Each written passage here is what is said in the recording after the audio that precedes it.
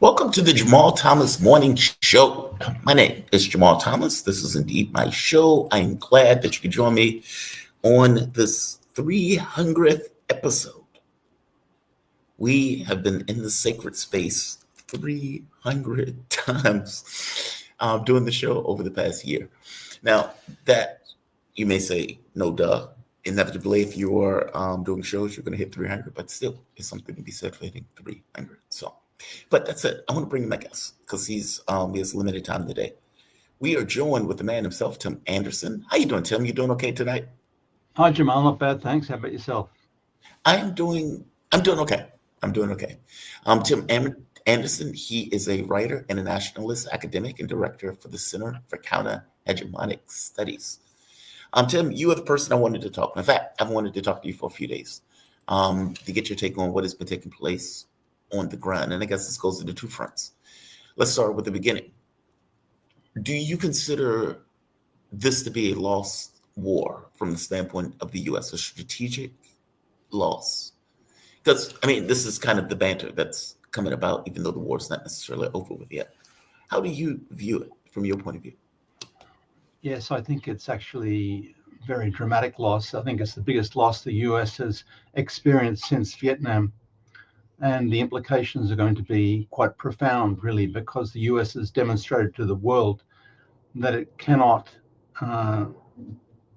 impose a victory on a medium power like Iran in its own front yard, basically. And all of its technology has failed in the efforts to do that. All of the threats, all of the bluster of Trump has failed. Probably the cooler heads in his administration warned him against it, but anyway, he went ahead.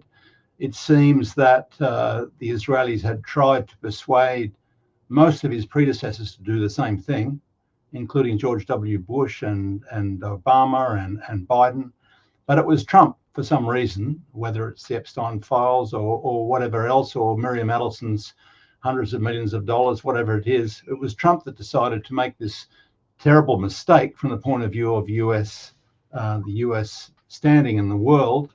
For the rest of the world, it's a great relief, really. A failure of the US in its imperial endeavors is actually a great benefit for most of the world, really.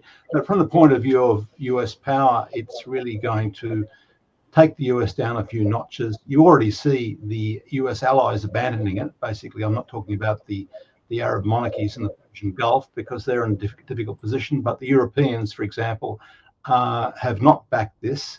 There was never any clear rationale anyway for the attack on Iran. We know that the Israelis wanted to destroy Iran or dismember it, basically, but Trump never spelled out any real clear reason for it. There was the nuclear pretext.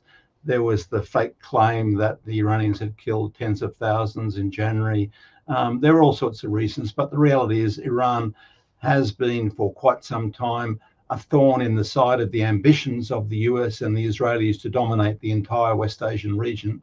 And it's Iran that's been the one that's been supporting the resistance in Palestine and Lebanon, which they're still trying to erase without too much success, basically. So really, the US has wanted to get rid of the influence of Iran in the region and has tried different pretexts along the way. But there was no clear rationale, and they weren't able to carry, Trump wasn't able to carry most of the Europeans with him. To some extent, the British have gone along with it, but you see clear fractures now with the Italians, with the Spanish, with the French, with the Germans, for example. And there's a great risk that all of those Europeans may, some of them with a permanent standing in the Security Council, all of them with some influence in NATO, that they are going to cut separate deals with Iran when this dies down to some extent. Already there's been at least one French ship through the Straits of Hormuz, for example. And of course, before this ridiculous war, the Straits of Hormuz were open, So now what is the aim of Trump now? Blockading the straits or opening them? No one really knows what his objective is, basically. And certainly that's been the criticism from inside his administration. He hasn't had, the military criticism that he hasn't had a clear strategy. And so it doesn't matter how much bombing he does and how many people he kills, he can't achieve any real advance in terms of strategic advance because he doesn't have a strategy even, let alone a way to implement it. Agreed. It feels like this was on the fly, and then the blockade being the fallback position when everything else fell apart. Like when it became clear, okay, we can bomb, but we can't necessarily, let's say, rattle the government that's in play currently. And Iran has capacity to shut the strait, and they have the capacity to hit the Gulf states. Like, meaning it seems like they didn't take all of that into consideration when this was effectively launched, which seems to be amazing if that's true. Um, how effective do you think this blockade is going to be on putting pressure on the Iranians? It's not going to last very long at all, basically. The Chinese have already started to run it, as I understand it. Of course, Trump's previous actions of supposedly allowing some Iranian ships to sell their oil to India or wherever it was were intended to relieve the pressure on the markets there, to try and buy him some time. So he's been doing things to try and buy some time. And now, by responding more or less out of spite or bile and stupidity, really, he simply keeps enhancing the influence that Iran has. Really, Trump has been delivering to Iran a greatly enhanced role in the world, basically, by his stupidity and by his anger. He's reacting angrily because he can't get his way. And in doing so, he's really making things, he's digging himself into a hole, basically. You know, they say that people, when they're losing, should look at ways to try and cut their losses. You heard of that expression, cutting your losses and getting up before it gets worse for you. And I think to some extent, Trump understood that. That's probably why he agreed to the talks in Islamabad recently. But because of the intransigence of Trump, or perhaps Netanyahu behind him, nothing came of that, basically. Everyone seemed to understand that Trump was looking for an off-ramp. He's looking for a way out. He keeps claiming he's winning, but he wants to have some sort of trophy. Probably he was looking for a trophy when that disastrous operation happened in central Iran, where they lost at least 6, maybe as many as 12 aircraft, basically. He was looking to infiltrate a nuclear facility, perhaps come out with clutching a couple of 100 kilograms of enriched uranium, and then say, "I put an end to this nuclear program," which he claims to have done last year anyway. You know, but he wanted something. He wanted some sort of trophy to hold up and say, "Look, I've won," when he was retreating, basically. And now he's doubling down on trying to, because he sees the Iranians have outflanked him, basically. And of course, they haven't closed the strait. They've only closed the strait to the enemies, basically. That's what they said. When I was in the strait last month, that's exactly what we were told, basically, that the Iraqis were sending ships through, that the Chinese were sending ships through, that the Persian Gulf monarchies were able to send ships through if they paid a toll. In other words, not everyone's paying a toll. The major regulation of the straits since last month, has been security clearance, basically. They don't want their enemies bringing weapons in. They don't want their enemies benefiting or resupplying the military bases that the Iranians smashed in the Persian Gulf monarchies, which Hegseth just admitted that pretty much all of them, except the Omanis, have been supporting directly the US attacks on Iran from the UAE, Saudi Arabia, from Kuwait, from Bahrain, from Qatar. And that's why the Iranians smashed them, basically, either completely smashed them or partially destroyed those bases there now. And the Iranians want the US out of the Persian Gulf completely. And I think they're going to get it, basically. I think at some stage, Trump is going to have to accept that. And you see some parallels, or I see some parallels in this to the Vietnam situation. I don't know if you recall, but there was something that Richard Nixon, if you remember him, created called the Guam Doctrine, which was a withdrawal of US forces from what they called Indochina back to some of the Pacific Islands, basically. And the claim was then at that stage to allow their Southeast Asian partners to deal with the so-called threat of communism while the US didn't actually retreat. It just sort of repositioned itself back to some of the Pacific Islands, basically. I think we're going to see something similar to the Guam Doctrine occur here in terms of the face-saving moves, the face-saving retreat that Trump is going to have to enact in very, very near weeks or months. Do you and I'm not asking this poorly, because it's going to sound like that. Do you really think a U.S. president these days, like again, back in the Nixon era, because in the Nixon era, I think you had a bit more, they gave more credibility to the U.S. president, if that makes sense.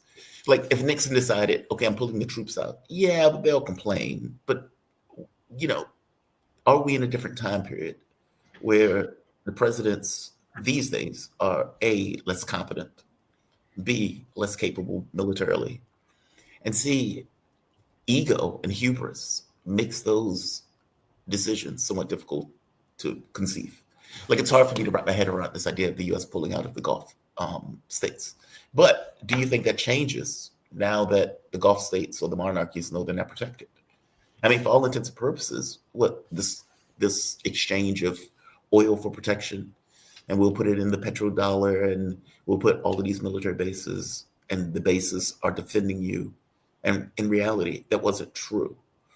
Do the Gulf states change, considering the U.S. was in no way a protection from its big brother, Iran? Look, I think there's a bit of all of that there. The US military certainly ain't what it used to be. They don't have the troops to carry out any ground operations, even akin to the ones they carried out in Iraq a bit over 20 years ago.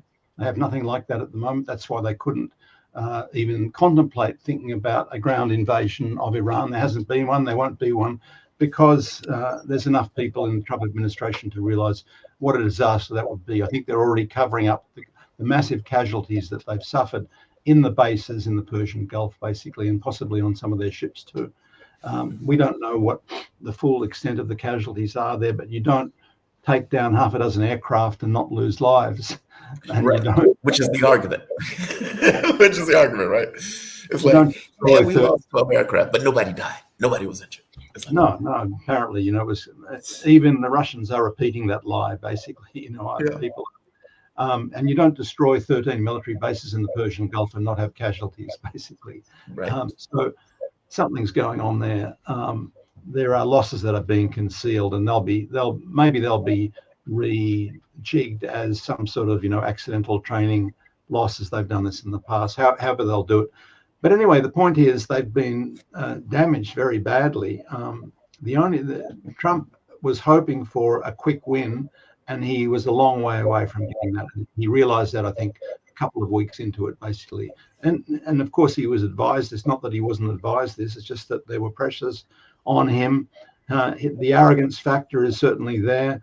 Maybe the Epstein file factor. The Zionist money factor, the Miriam Adelson hundreds of millions. All of those things were at play, basically. But it was a monumental blunder. And really, you have to step back to see the scale in which the Trump has empowered the Iranians here. The Iranians have won in a devastating way already, basically. I know that there's still strikes going on and they can still kill people, basically, but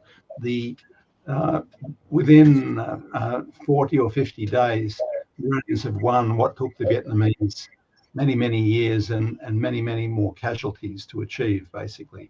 That is to say, a devastating defeat of US forces. I'm very curious on something that you said. You said it may be the Epstein files or something else that pushed Trump into this blunder because previous American presidents wouldn't do it. And this goes back to the whole Nixon, talking about Nixon. There's a clip that's circulating on YouTube with Nixon effectively saying, look, man, there's a difference between the U.S. and Israelis. And while the policy may dovetail in a hegemonic sense, that a president needs to know when those things divide from one another. Because the Israelis are not going to care. And, you get Donald Trump. Is it that Donald Trump is quantitatively compromised in a way that other presidents weren't? Or is it that Syria fell? Like, give me your take on this. Because Donald Trump had a position that was quantitatively different than other presidents. Syria existed. And under Trump, or let's say under Joe Biden, basically. Yeah, under Trump, Syria fell. Was it Biden or Trump? One of them. But either way, I hope you get my point. Like when Syria was in the pocket of the US, Turkish, Israeli, that influence, then the gateway to Iran, is it that they just consider the gateway open, considered Syria fail? Or do you think there's something else going on in regards to Trump's motivations? Look, things are certainly different from the Nixon era. The Nixon era, the Israelis didn't have the influence that they have now within the U.S. deep state. Basically, the Israelis occupy a very important position within the U.S. deep state. I regard the Israelis as a part of the U.S. deep state, but they certainly have more influence now than they did back in the 70s or the 60s, basically. So that's a much bigger factor. The U.S. military has changed substantially in that time. The economic weight of the U.S. has changed a lot. We know that the economic weight of the technology production, commerce has shifted to Asia. That Asia and particularly China are much more economically powerful. The U.S. economic decline has been steady at least since the mid 80s, arguably since the early 70s as well, basically. Even though the US dollar is still powerful, and although there's been a lot of so-called diversification and a number of important states trying to build alternatives to the dollar and the petrodollar and the US-controlled SWIFT system, but nevertheless, the economic weight of the US has waned in the world, and its military has declined, basically. And other states have caught up and gone past, really. You know, the Russians and the Chinese are certainly peers in military and strategic terms. The Iranians, as a middle power, have managed to defeat what everyone assumed was this enormous military machine. But we saw some of the failures of that military machine. We saw the most expensive warship ever built retreat 2 weeks into the war for whatever reason, but it proved to be useless, basically. This $13 billion Gerald Ford aircraft carrier had to leave. It's going to have more than a year of repairs. Whether it was hit by drones or whether there was some internal fire, it doesn't matter, really. It shows how useless that was. And you've seen the US Navy sitting off many hundreds of kilometers off the Persian Gulf. They barely tried to get through the Straits. I think there was an attempt recently which failed, basically, but there hasn't been any serious US naval attempt to get into the Persian Gulf because they're so afraid, rightly afraid of the Iranian defenses, basically. So there's been a standoff there, basically. They haven't been able to mount, for all of their Marines and so on, they haven't been able to mount any sort of ground invasion. They could have tried it, but they would have been smashed, basically, by drones and missiles. They would have been very exposed. It's a combination of things, really. That Iran was a much bigger country than Iraq, basically. It had a much more powerful military. Iran had spent over 20 years building up this arsenal of drones and missiles as an important deterrent force, mainly anticipating what had happened, that the US was going to attack them. And they held off on responding to the Israelis very strongly with this doctrine of so-called strategic patience, which is now gone because they anticipated the bigger war was coming, basically. The bigger war came and Iran has prevailed because Iran just had to survive and force the US to retreat, basically, and force the US and the Israelis to run out of ammunition, and they have. The US military is a long way from home. They've run out of ammunition and they haven't got good options, basically. So that means a win for Iran. And no one really anticipated at the beginning of this unprovoked war that the Straits of Hormuz would be another weapon put into the hands of the Iranians to have an important leverage in the world, basically. And there wasn't a way, not a plausible way, that the Trump regime can get around that, basically. He's flailing about talking about blockading a blockade, basically. Right. It's not going to work. It's not going to work. It's only going to make him look worse, basically. Everyone is already blaming the Trump administration for what's happening with energy prices anyway. So what's he going to do? Make it worse for himself. He has been trying to escape that up until now, and without any decent alternative, he's done something that seems to be very rash and very to do with his frustration and his anger and his extraordinary personality. I mean, this is another thing that you have to factor in here, don't you? That there's this very strange personality that Trump has, that he wants to demand that everyone does things his way, basically. Right. He talks about deals and negotiation, but he doesn't have a clue as to how to actually engage in some sort of diplomatic method, basically. The Europeans are able to do that. Apparently, a number of them are already talking to Iran, for example. Even the shipping insurance people are taking into account the fact that if some ship has a clearance by Iranian security, that will discount the risk factor of them getting their ships insured and allow them to pass through the straits. But Trump doesn't understand that, basically. So I think really it's in some respects, and other commentators have said this, I think John Mearsheimer was saying it, for example, that Trump has really helped empower Iran in the world in a way that wasn't anticipated, basically. I know the Israelis want Trump to keep going, but Trump will have to find a way out sooner rather than later, because things are going to get worse for him. He's really helping empower Iran at the moment. Yeah, that's the wild part. Iran kept saying we're going to shut down the Strait of Hormuz, so mess with us, and they did. Well, not even shut it down, right? They just took it over. The last question has to do with Lebanon.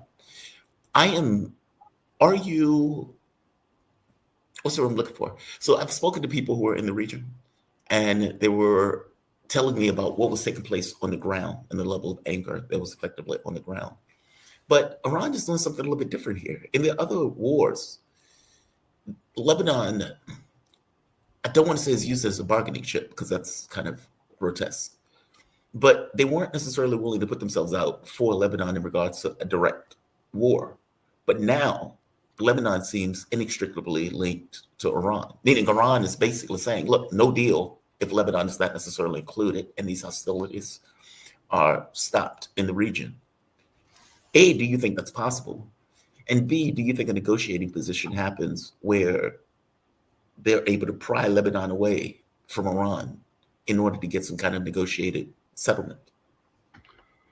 Well, trying to pry Lebanon away from Iran is precisely what the US and the Israelis are trying at the moment, because they have an extremely weak, let's say, we should say traitorous, really government, a government which doesn't have any real capacity to defend its own country, basically, and that's why the resistance exists in Lebanon. Only the resistance is defending the country from the Israeli invasion in the south. The Lebanese army, controlled as it is by the French and the US, has never fired a bullet in anger at Israeli invasions into Lebanon. And now the current so-called negotiations were really aiming to, the US is trying to get the so-called Lebanese government to disarm the resistance. And that's not going to happen. It's hopeless. All they can do is incite conflict within the country, basically, even within the army, because Hezbollah and in particular, which is the leader of the Lebanese resistance, and the Lebanese army have very good relationships. But if the government starts trying again to start giving orders to the army to disarm Hezbollah, there's going to be serious internal conflict. And that's what the Israelis want. The Israelis know at the moment that they can't, the resistance is stopping them from taking over what they call a security zone or a buffer zone, but really it's trying to annex South Lebanon. And the resistance is the only thing that's standing in their way there, basically. So they're trying to get the Lebanese government to do what they can't do themselves at the moment. And of course, unfortunately, it's such a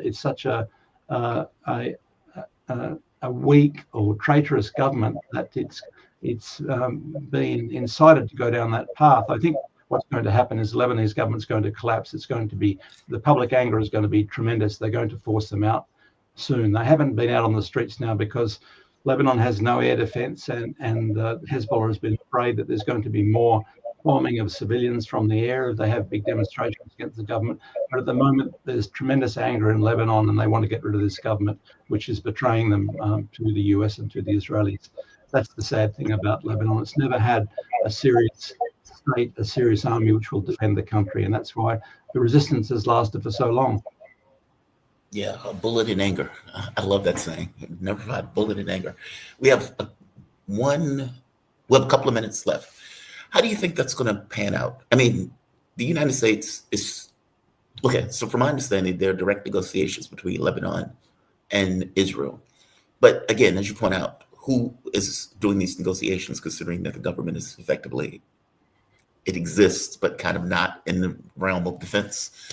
So I would imagine Lebanon is in an odd place, depending on Iran, for anything that happens with Lebanon, since the supreme leader invoked Hezbollah, or at the very least, the Lebanese as being inseparable from the objectives and demands of Iran.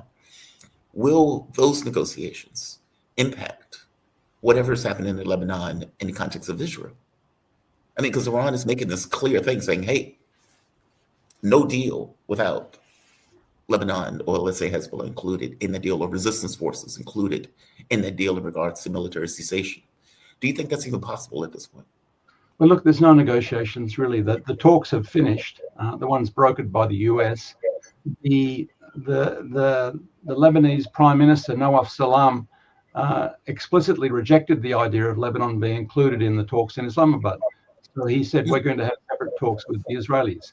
Nothing came of that, basically, except that he is back in the position where the North Americans and the Israelis are insisting that he goes ahead and does what they can't do. That is to say, disarms Hezbollah and disarms the rest of the resistance factions. When I say the rest of the resistance factions, you have to understand that all of the Palestinian factions in Lebanon have been helping Hezbollah, and Amal and some others have been helping. So there's a coalition there led by Hezbollah in Lebanon, and they're the ones that are resisting the Israeli invasion in the south and destroying the Merkava tanks and so on, using the missiles against the Israelis. And the Israelis can't advance yet. They've advanced in some parts of the south, but they're being hit in some of the villages that they've taken over there, basically. But all that Nawaf Salam can do is try and incite a conflict within the country, within the military, basically.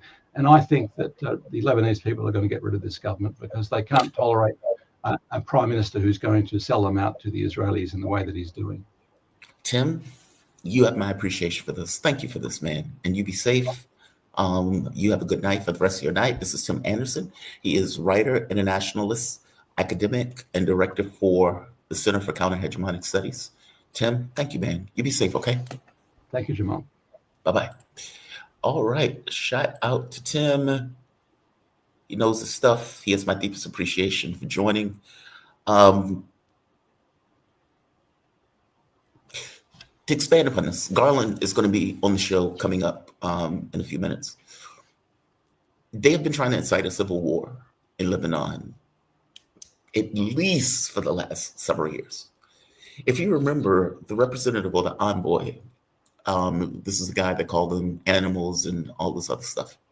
That was the guy who we had representing the United States in Lebanon. I believe it was either Lebanese or Syrian envoy. I think it was Lebanese envoy Tom Barrack, I believe his name is. He explicitly stated, like it wasn't even like hiding the ball. He explicitly stated that the objective was to effectively get the government to fight Hezbollah, to create a civil war in the context of the country, because if you have a civil war, everything is fluid. And let's be honest, if you're trying to get additional land, territory, booty, etc., and I mean booty in the case of like gold and etc., you need war. You can't do that stuff in peacetime. I suppose you could, but at that point, it's not really peacetime if you're doing it against somebody else's will, right? Nevertheless, Iran has explicitly made Lebanon part of their demands. And so I am very curious on, see, from my point of view, the United States is deal adverse. That a U.S. president has a very difficult time of accepting a military defeat and a military failure, which is in part why the Ukraine war rolls on to this day. It would obviously be in the best interest of Europe to get out. It would obviously be in the best interest of the U.S. to get out. But the moment that you do that, they're going to be screaming that you lost the war. And so the war meanders and meanders. And this was the whole Vietnam thing, right? Where it became clear that there was no pathway to effectively win the Vietnamese war. And yet, for months, it rolled on with people being killed day after day after day. Now, the catch becomes, what does Donald Trump do in order to extricate himself from this particular situation? Tim is also right that the Isfahan attack, well, I'll call it Isfahan attack, or at the very least this idea of trying to get the nuclear materials and get out and saying, hey, mission accomplished. Here's a barrel of nuclear material. The world is great. I'm Trump, I'm out. But when you get 12 aircraft blown up, more that is taking place in Vietnam, and I strongly suspect casualties, that's a failure. There is no off-ramp in that case. And this idea that you're going to blockade the blockade is cartoonish. It just sounds cartoonish. It's like, you're going to blockade it? Well, damn it, I'm going to blockade it. And it's like, okay, fair enough. Their entire plan was to effectively affect the oil markets. They did that. Just by the balls. And your response is, well, I can smash my balls harder than you can smash my balls. It's like, okay, let's see you do that. In which case, he punches himself in the balls. What's wild about it, though, is this. Tim alluded to it. This story right here.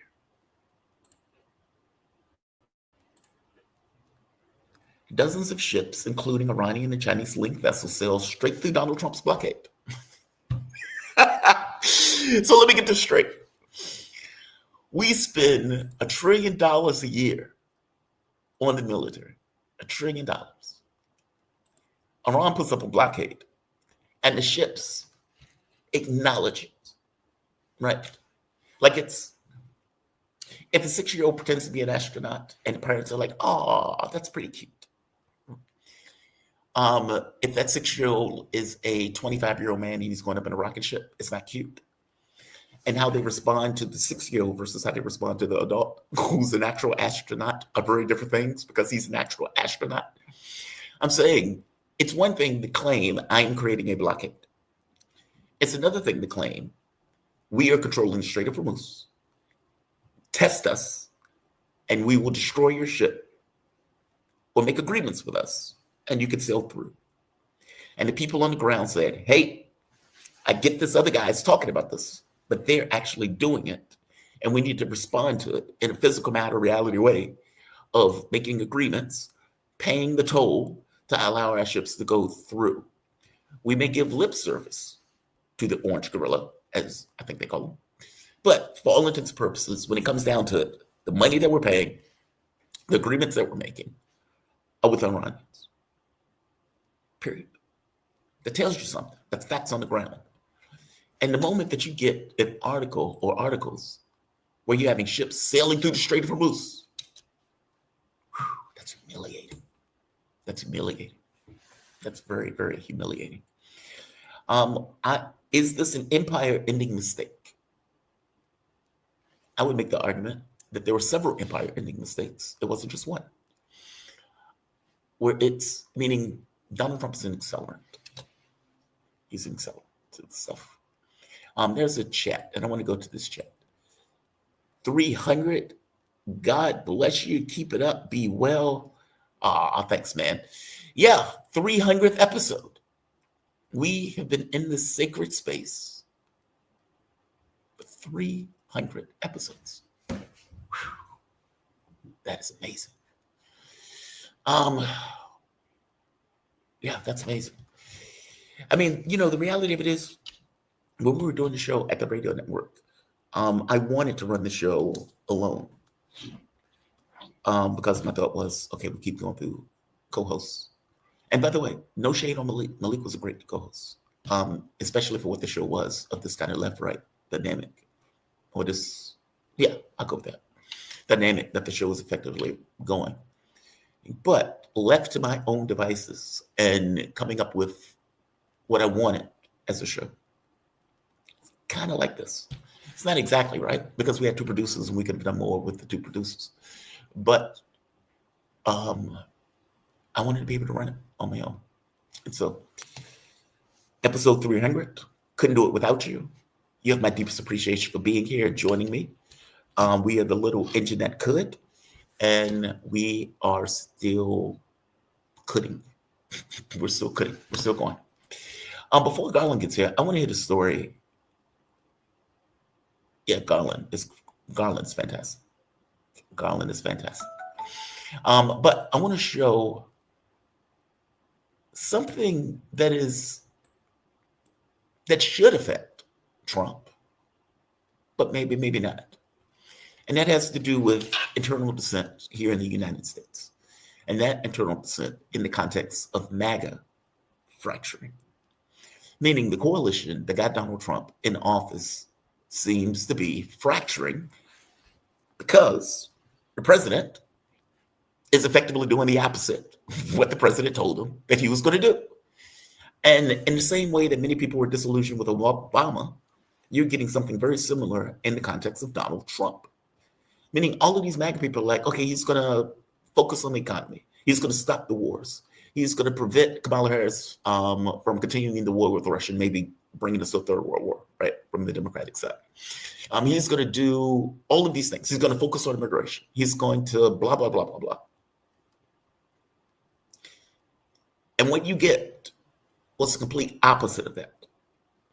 And if you're looking at media, and if you're looking at the world through this kind of schoolboy philosophy way, meaning I have my job, I have my wife, I have my kids, I play Xbox, I play some kind of game on the weekends, I go on vacations, I do all that stuff. I'm a typical American, whatever typical American means in this case.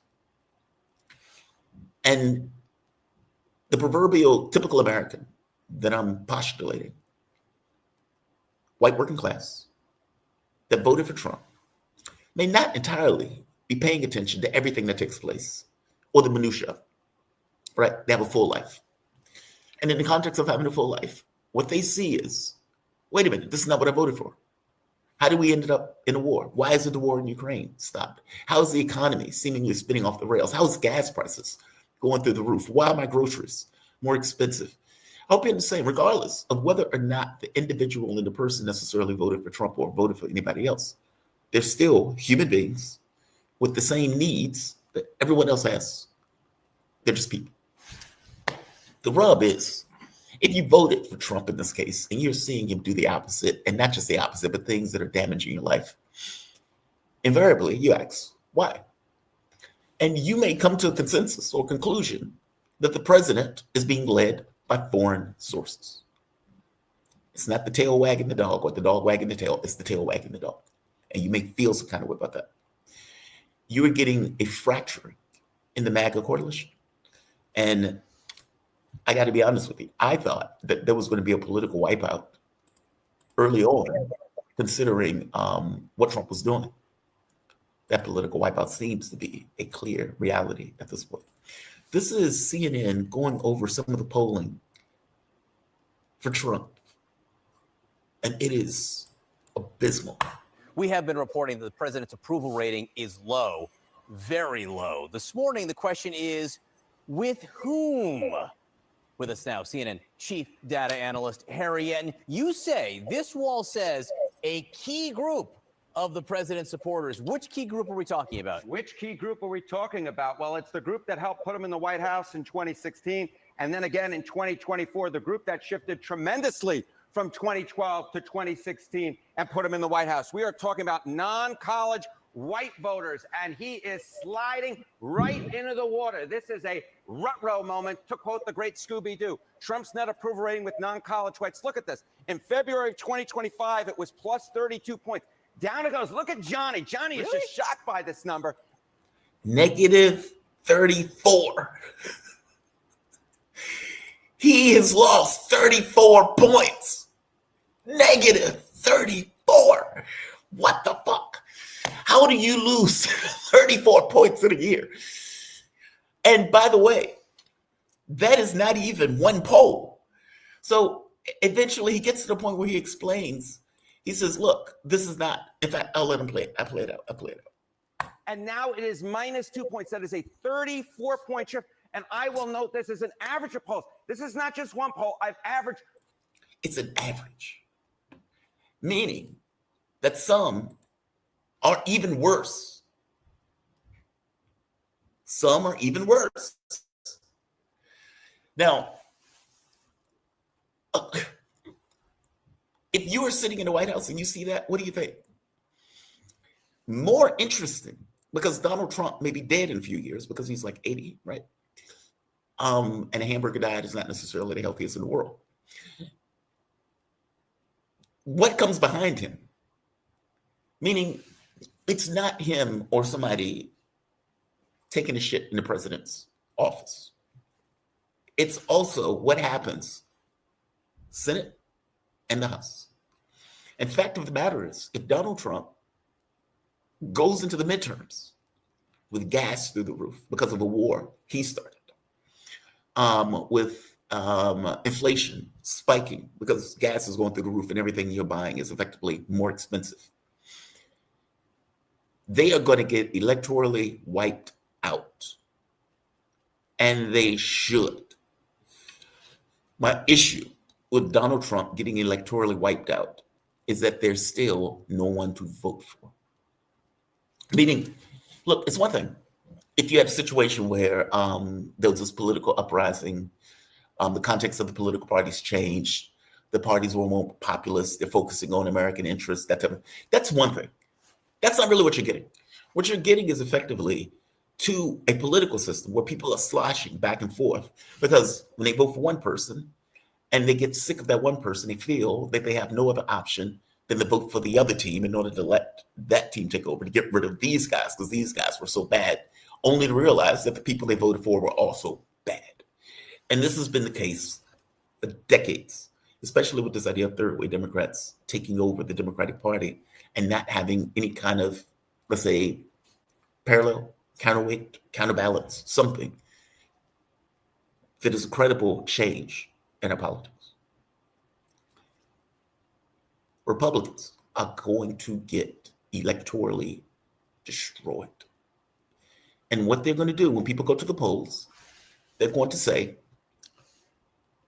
Trump is a problem, and so this Republican is a problem. Meaning, oftentimes with the president, when people, the midterms are often wipeouts for the party in power. There's a. Two, he is so bad, and that the Republicans have backed him to such a degree that this idea of a separation between Republicans and Trump may not exist when people are going to the polls in order to vote for those various people. So this is obviously not necessarily good. I don't know if Trump necessarily cares because, again, this is his last term, one way or the other. What he should care about is getting impeached. That's what he should care about. Because the Democrats that are coming in, they are coming in, especially if it's an electoral wipeout, with a mandate to stop Trump. I hope you get my point. Meaning, Trump may not care about these numbers because it's Trump. Trump may not care that the other Republicans are going to get electorally wiped out because it's Trump. What he may care about, however, is his own hide. And his hide is up for grabs when the election comes about if he is still 34 points in the red with his own primary core base. That's rough. That's just rough. 34 points. How do you lose that many points? And what it boils down to is people coming to grips. Let me say it this way. There was a moment under the Bernie Sanders elections where there was this realization that politics wasn't what you thought politics was. It's like, wait a minute, if my view of this is correct, this doesn't happen. Meaning the cheating of Sanders, like the remorseless cheating of Sanders. And then getting Sanders to effectively turn around and acknowledge the fact that he was, screwed over and just kind of still function in the context of the party, despite calling himself independent. You look at that and you are disabused of so much, especially if you were one of those people that were effectively screaming for Obama and that type of stuff. You are disabused of this idea that you're going to get change in one of these political parties in the way that the political parties function in the US. I imagine a lot of Trump supporters had that same rude awakening when they are backing the guy who, for whatever reason, despite the fact that he tried to overthrow the government of the US, despite the fact that he lies remorselessly, they believed him. And I got to be honest, even for myself, I gave leeway on the idea of ending the Ukraine war because that was Donald Trump's, that and immigration, his two biggest screaming points, meaning the thing that you associated with Trump was ending the war and immigration. I don't know if people, when they were thinking of immigration, was thinking of a militarized police force that's rounding up Americans also and flagrantly violating the rights of American citizens. I think if you talk to the random person, they would say, well, I want you to round up the violent, the insane, the decrepit, the immigrants that may be causing problems in the country itself. I think that's where most people would have felt.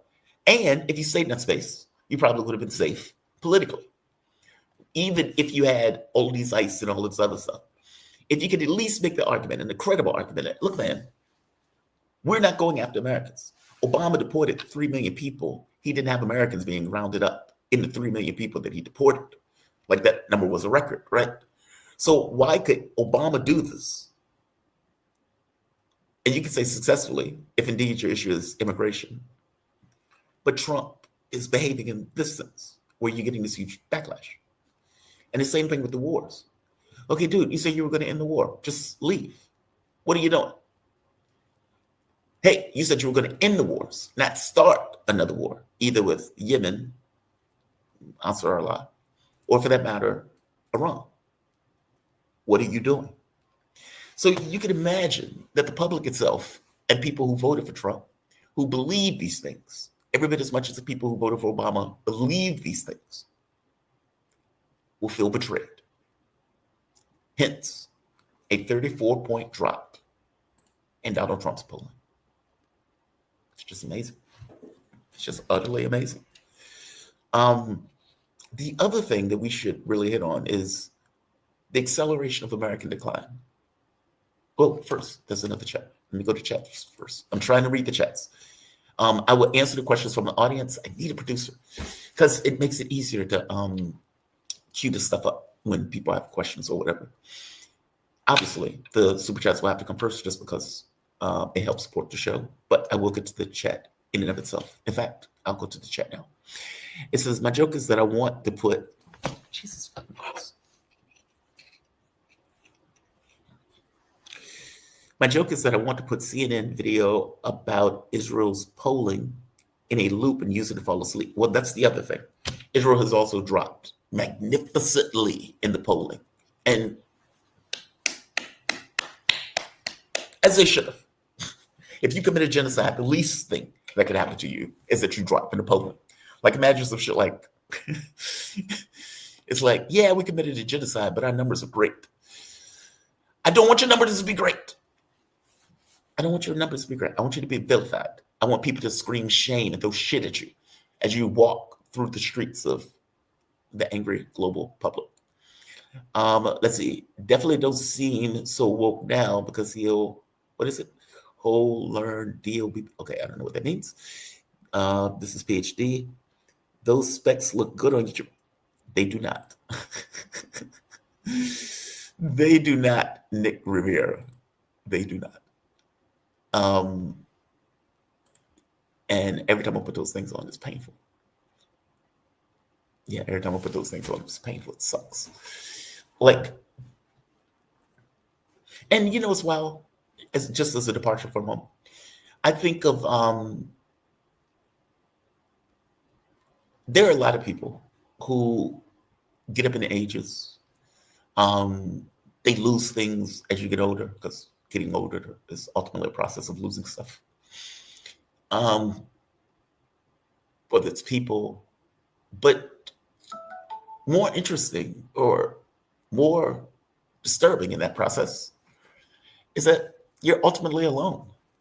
And especially when you're losing stuff like sight, hearing, vision, well, sight and vision, same thing, mobility, these things that are so normal. And they're so normal that life is effectively organized around those things, meaning the way the world is set up is organized around those things. And when you're losing something in that, your access to the world changes, or your ability to function what people would consider normal in the world changes. And that is an individual process. Sure, there are other people that may happen to, but ultimately, if you are if you are either blind, deaf, whatever that is, you're stuck with it. It's just you. Your ability to lose music, your ability to see people, your ability to do all those things are huge. And losing that stuff is disturbing. For some reason, though, and that thought keeps me from falling into despair on some level because there are other people out there worse. But there's this odd, I feel it's different when it's sudden. Like, sure, people can go 10, 15 years, and over the arc of time, as they get older, they may slowly lose things.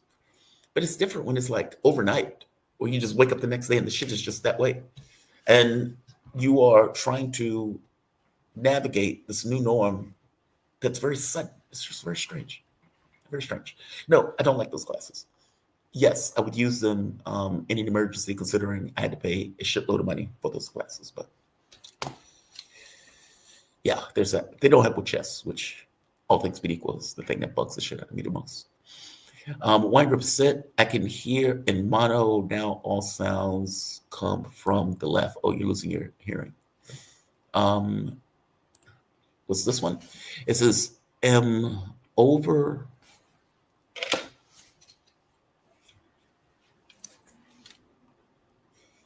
migraines now. Had to make a nymph of C shape bothering my left eye 17 years ago. Yeah, that's kind of rough. $80 a pair. No. These glasses cost $500. And by the way, on top of the $500, you didn't even get the what is it, the shades, thing like that. I mean, those things would have been $600. Also, have you seen the Polish Prime Minister displaying the Jewish flag with the swastika? What? In the parliament? Are you shitting me? I did not see that. Chino Troy, what happened, man? Oh, you changed the name. What is it? Golden Nation. Welcome. Glasses are expensive. Got to be rich to see. Got to be rich to do a lot of things, man. But the idea that you have to pay $600 for a pair of glasses is mind-blowing to me. And by the way, even with insurance, it's obscene. Absolutely obscene. All right. Garland's going to be able to tell us. Garland's going to be here in a few minutes. If you have any questions, feel free to ask those questions. I will be doing a spot check in the chat. By the way, the 10 was supposed to be longer. But he was supposed to be here yesterday. That was my fault. I have a tummy ache. I think it's more important than that, but I'll call it a tummy ache. And it has been kicking my ass for the last few days. All right. One of the other interesting bits to this story has to do with the role of China and Russia and Iran. The U.S. decided that it was going to bog Russia down in the war in Ukraine with the idea of sapping the strength of Russia. Now, if you're reading some of the policy papers and policy documents, it wasn't this idea that Ukraine needed to win. They just needed to exist and stand up and throw themselves as chum into the meat grinder with the hopes that some of the chum would hit a Russian or two who's at the machine, and those people would effectively die. Meaning the objective wasn't necessarily to win. The objective was the war in and of itself. I hope that makes sense. If the Ukrainians won, fair enough. But let's be very clear, the war from Russia's point of view was always existential. So this idea of Ukrainians winning was nonsense. There was a hope that you could embarrass the Russians. But the fact of the matter is they've attended to their affairs and they have engaged in this war almost as a professional capacity. And obviously it's a professional capacity, but I hope you get what I mean. Meaning for them, this was kind of war as a science. This is not a political thing, even though there's politics built into it. We're going to function and defend our state. The point that I'm getting at is the U.S. was perfectly willing to put as much money in Ukraine as possible in order to allow Ukraine to be the proxy to go after the Russians. All right. Now you have a situation where the roles are reversed. So you get the US getting involved in a war with a middle power or regional power. And obviously, the Russians and the Chinese are sitting back. Yes. It's not that I think that they like people being killed, but there is something we said about this kind of game of kings where the US has just made a serious blunder. And in making that blunder, it's having a difficult time extricating itself from that blunder. In which case you have this kind of weird fallback position of a blockade of a blockade. Okay. Will China and Russia assist Iran? And I think the answer is obviously yes. It's in their best interest to do so. Now, I get that China pushed, or at the very least, some of the reporting is that China pushed Iran to effectively find an off-ramp to the end of the war. That may be true, especially considering we're seeing a huge amount of something being transported into Iran from the Chinese. I guess my point is, it makes all the sense in the world that China would be an asset. And for that matter, Russia would be an asset, ideally, considering that both of these countries are under threat of the US. It's wild. It's interesting. It's a turn of a worm of the sorts, where the US now has to effectively deal with a middle power that it is having a difficult time dealing with because, let's be honest, technology and all of those things have effectively changed and moved forward. And smaller countries have an outsized punching capacity than, let's say, they did in the 80s. Meaning in the 80s, maybe this doesn't turn out this way. 2025, 2026, different animal. Very different animal. The strategy, and this is the part that blows my mind, the strategy of Iran makes sense, right? Okay, we're going to make you scream. We can't fire missiles into Chicago, New York, etc. We can't do that, admittedly. But all of your bases in the Gulf, they're fair game. All of these governments in the Gulf, meaning your ability to project power in this region, will be diminished because we're going to smash Israel and we're going to smash the Gulf states. And we're going to grab the world markets by the balls in order to increase oil in a way that's going to damage you on the home front. So this is fascinating. Under normal circumstances, it's the US that's saying, we're going to put sanctions on Cuba. We're going to put sanctions on Venezuela. We're going to pass sanctions in a way to materially damage these governments, to piss off their populations with the idea and the hope that the population rises up in a grand uprising and gets rid of the ruling elite or the people who are in charge of that particular government. Basically the government, the elected government. Iran is doing that to us. Think about it. If 30% of oil and gas passes through the Strait of Hormuz, 30, 35%, whatever that number is, and they're effectively saying, look, we're shutting this down. Countries that we're okay with, they can sail through. Countries that pay us, they can sail through. Enemies, no. And on the context of enemies being a no, it is how do we drive up the cost of energy for our enemies? How do we make it difficult? How do we make it painful? And if Americans, or if gas goes up to $200, $250, $300, what does that mean for industry? What does that mean for your ability to travel? Meaning just to get in a car and go from point A to point B. What does it mean for things like production or industrial production? And on some level, we can kind of see it. If you look at what was taking place with Germany, and I know the United States is not Germany, worse than the worst, we have our own oil production, but oil is a global entity. It's not necessarily something that's individual to the nation. But if the situation got horrendous, who knows what the U.S. may be forced to do in the context of oil and gas. I'm just pointing out that they are imparting cost on us in a way that I don't think we have seen, maybe going back to the Jimmy Carter era. And there's a question of how does this population that is unaccustomed to suffering for our art being war, how does this particular population deal with that? And if this is a pain contest, like a pain off, for lack of a better word, which all wars are on some degree, your ability to punch and your ability to take a punch. If that's true, who could suffer more? I don't think it's us. I'm just very skeptical. I don't think it's us.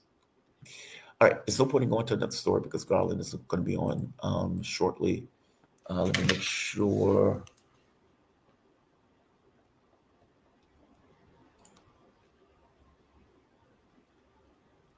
Sometimes I make mistakes. Okay, good. He said, cool. He responded. Yeah, man, we are in interesting times. This would be controversial. Maybe not for my channel, but it would be controversial. Tim is right. This is good. Now, you could say that's unpatriotic.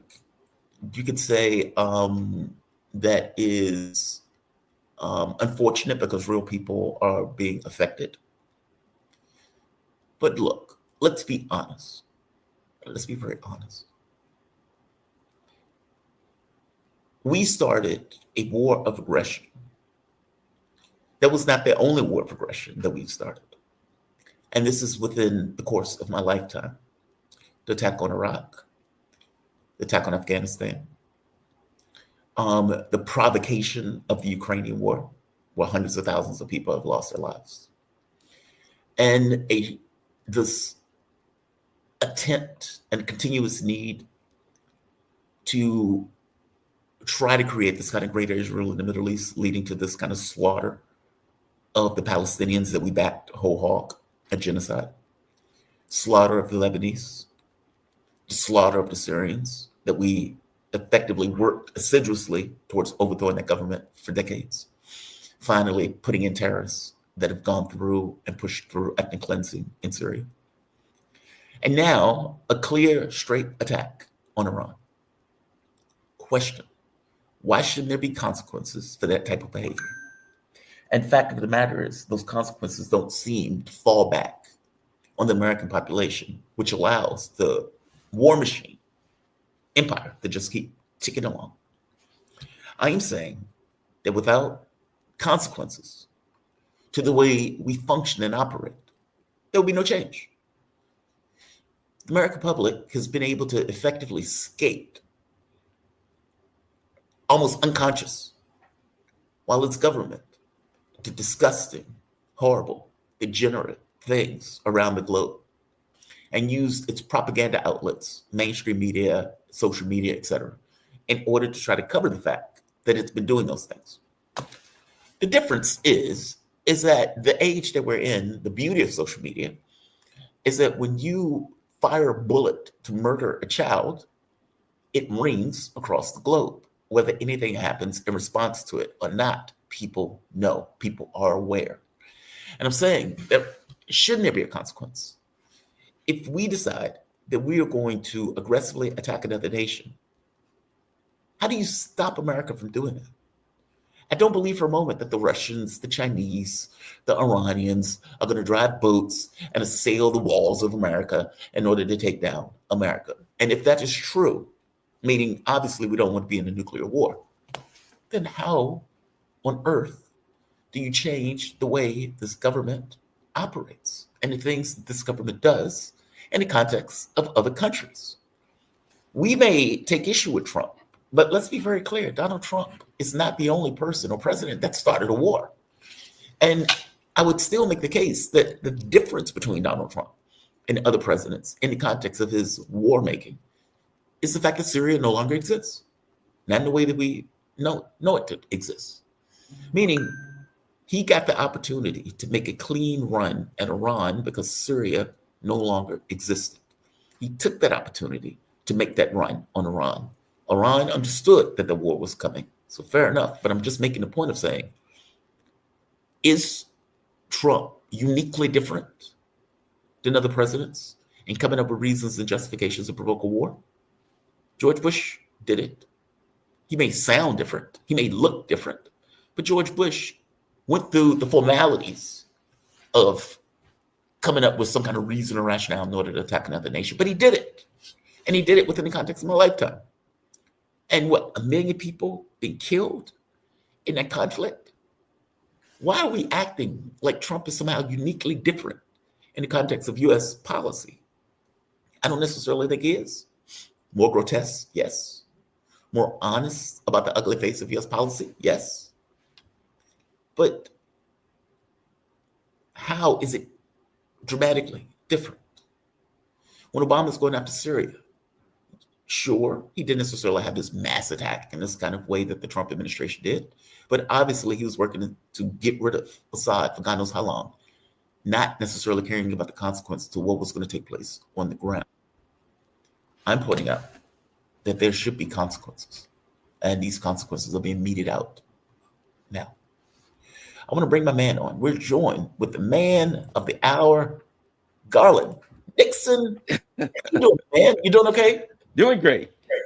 You guys can check out Garland on on his channel, Garland Nixon, radio commentator, political analyst, man who got me involved in radio. How you doing, man? Having a good morning so far? Oh man, I got my tinfoil hat on. Got your tinfoil hat. I need to get a tinfoil hat. To get the tinfoil. I'm getting one. I actually have to do tinfoil hats now. I think it's pretty neat. Oh, that's so funny, tinfoil hats. Well, at this point, I don't even think it's tinfoil hat stuff. I mean, this is pretty wild what is taking place. I'm curious on your take on all of this. I mean, I don't think I've spoken to you off air about the war, Donald Trump's blockade of the blockade, this idea that he launched a war that a lot of people believe would fail in ridiculousness in the way that it currently has with the blockade of a blockade. Give me your take on the way this is breaking down, and we can step into it from there. Yeah, to some extent, I think this was inevitable, because the U.S. was, okay, we're going to hit these small countries, we're going to take over whatever small, they've been doing this for years. Every pretty much country in Central America, South America, all of the small countries, we got to be, Africa, we got to assassinate leaders. So this has been going on. And then you had this Wolfowitz doctrine in 2001 that said we can't allow any other country to rise to the point where they could challenge us even regionally, right? Okay, so that implies that if a regional power grows to a point where it could challenge you, then you have to do something about it at some point. I guess apparently that's going to be, kinetic, right? I think that and then recently the U.S. started, going up the escalation ladder. Okay, we're going to some bigger countries. We're going to do a proxy war with Russia. So it seems to me that like going up this escalation ladder, and eventually we got to get to China. You got to crawl before you can walk. You got to hit a little country like Iran on the way up to China. We're doing this kind of stuff. So it has seemed inevitable when you take into account the path to war with bigger countries. And you align that with it. What's interesting is at the same time, the inclination to military engage with larger countries was going up the escalation ladder, right? The military ability to engage with those countries was going down. Our military is getting weaker. It's like we're writing bigger checks while our bank accounts are getting smaller. They're going down. And we finally wrote a check to the wrong guy. And we wrote a check to Iran. And at a time when the other thing is, technology, what we've seen in recent years with drone technology and missile technology and things like that, that's almost like when you went from using a typewriter to a computer. You can't even judge air defense systems as good or as bad if they can be so easily overwhelmed by drones, and ours didn't seem to be that great anyway. So we weren't prepared for the technological advances on the battlefield. At the same time, we were getting weaker. At the same time, we got big ships, which are perfect targets for drones and missiles. You know what I mean? Everything we did was wrong. And finally, we said, okay, now we're going to engage with a regional power. And the inevitable happened. We weren't ready to fight them, and we couldn't beat anybody right now. But the clues were there. When we struggle with the Houthis, that was an indication, that the technological advancements in the world have made even minor powers able to account for themselves pretty well, as long as they take into account their geographical location. What did the Houthis have, right? They're sitting up there in the mountains. They're overlooking the Red Sea. You got to sit out there in the Red Sea, which is the shooting galley for them. Nothing but problems. So you could see their couple their geographical location with their missile technology, which wasn't even all that great, but in this day and age, it's good enough. And then you multiply that times 100 million in Iran. What did people think was going to happen? Well, apparently they did think was going to happen because they told Trump it was going to happen. Yeah. I mean, well, apparently Vance, CIA, all of these guys was like, this is ridiculous. They were willing to go along with it. But it seems that there was huge disagreement within the administration on this idea of whether or not what they were being told was going to actually work. And he did it anyway. Like, that is mind-blowing, right? Because I remember, what is it? Colonel Wilkerson. Colonel Wilkerson was on the show. And Colonel Wilkerson said the U.S. will attack Iran. He thought it was going to be by Thanksgiving, but it ended up being just like a month or so after. And he said the U.S. military will be militarily defeated. And people were like, what? What do you mean? It's like, dude, our military is not... The more, it's something that you said.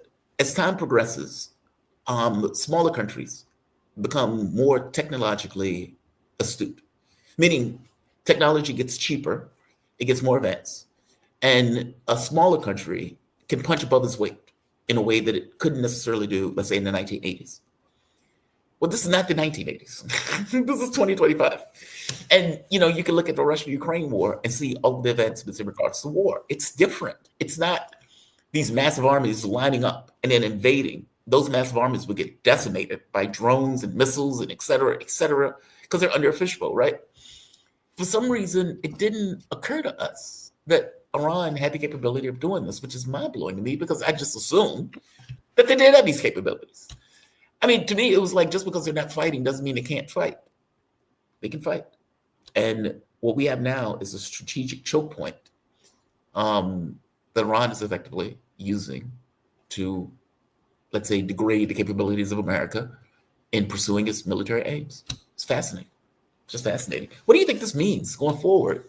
That the U.S. on a world stage has shown itself, A, incapable of dealing with China economically, B, incapable of dealing with the Russians militarily through Ukraine, C, has just been strategically choked off, in a sense, in dealing with the Iranians.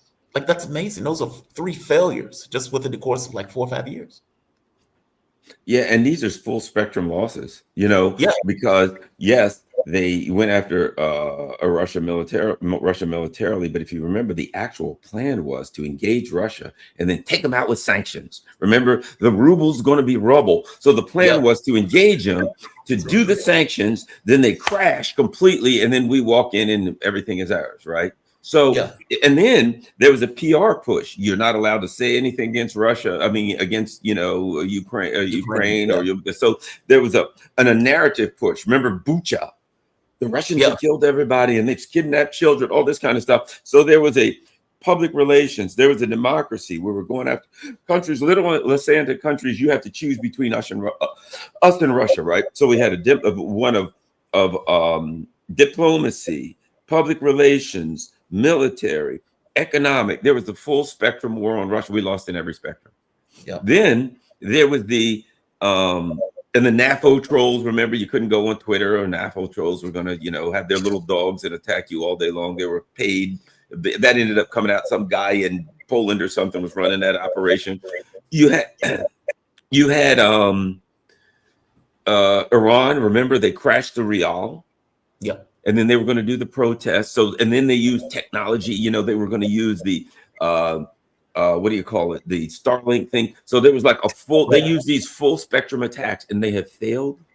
The Starlink stuff. Remember what happened with that? The Russians or whoever helped them up, maybe the Iranians did it on their own. They figured out the Starlinks. They traced them back to who was using them, nabbed those guys, cut them off. They have failed in all spheres here. Everything they've tried has been thwarted. And now the world's looking, and these so-called allies. I mean, look what Taiwan's kind of scratching their head, and the Philippines and other countries are like, man, you guys can't even protect yourself. How are you going to protect us? I'll say this. One thing is obvious now. This idea of containing China, the United States military, were they to get in a confrontation with Russia or China, whose long-range strike capability, I mean, it wouldn't even be the proper context to say it dwarfs Iran. You know what I mean? It would be like comparing a tidal wave to moisture, right? That's the right. But hours. If the United States went to war with Iran, with Russia or China, within hours, their missile capabilities would turn everything we had in the region to every base that we have would be a Rushnik or full of thousands of Chinese missiles. So, I mean, the idea that the U.S. is a military power right now, we're not a military power anymore. We are not a military power. The only thing we've got is some nukes.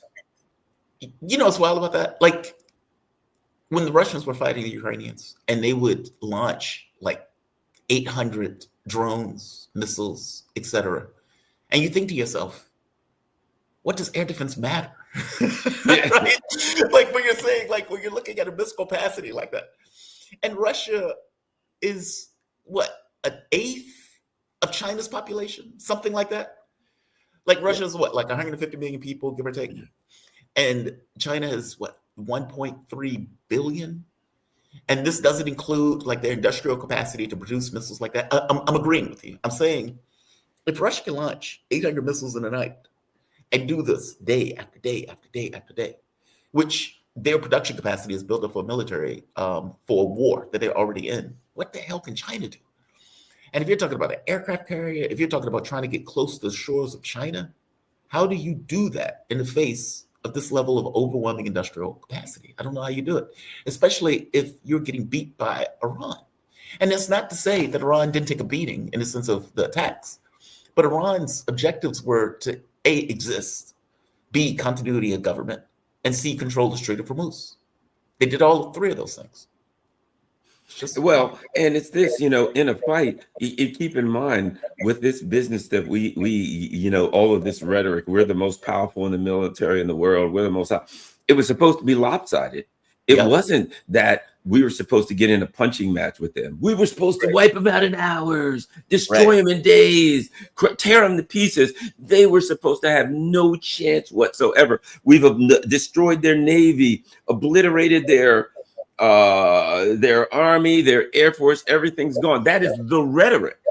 But in reality, you're punching it out with this guy. In reality, you're going round and round. You're getting some points this round. They're getting some points that round. You know what I mean? And that's not supposed to happen against an inferior opponent. So like, even Ali, you're supposed to knock him on the 6. Exactly. Right? It's like Ali, this is going 11 rounds. What the hell? It becomes that, right? And here's the thing. A lot of things have been proven. We're fighting World War II fights. I mean, those gigantic carriers and stuff, that stuff's over. Again, okay, if the carriers don't have much of a chance against Iran, what chance would they have against Russia or China? None. With the first couple of hours, every ship that we have would be sunk. Everything we have within hours, every ship that we have no defense against hypersonic missiles. What do we have? I don't know, 7, 8, 9, 10 carriers. Mm-hmm. It would take 10 hypersonic missiles to end that whole venture. I mean, in reality, they get hit by one of those hypersonic missiles coming in at, the Russian style hypersonic missiles, which is a whole different animal than what's being fired at them here. With the kind of kinetic energy those things are going to bring.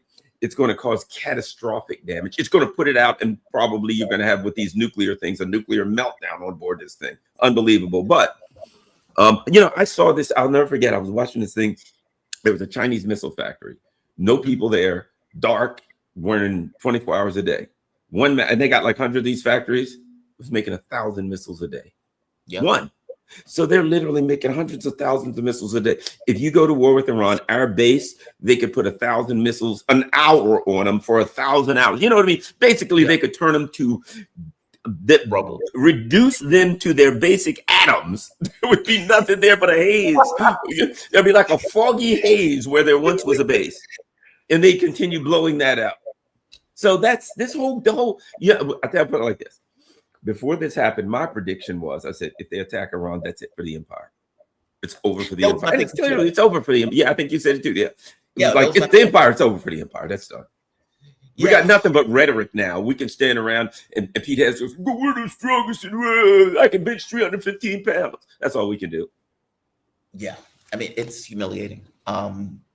You shouldn't have gotten into the conflict. I'm curious on what do you think this means domestically for Trump? I mean, obviously, I was showing the CNN poll before you got here of Trump losing 34 points for the white working class voter that put him in office.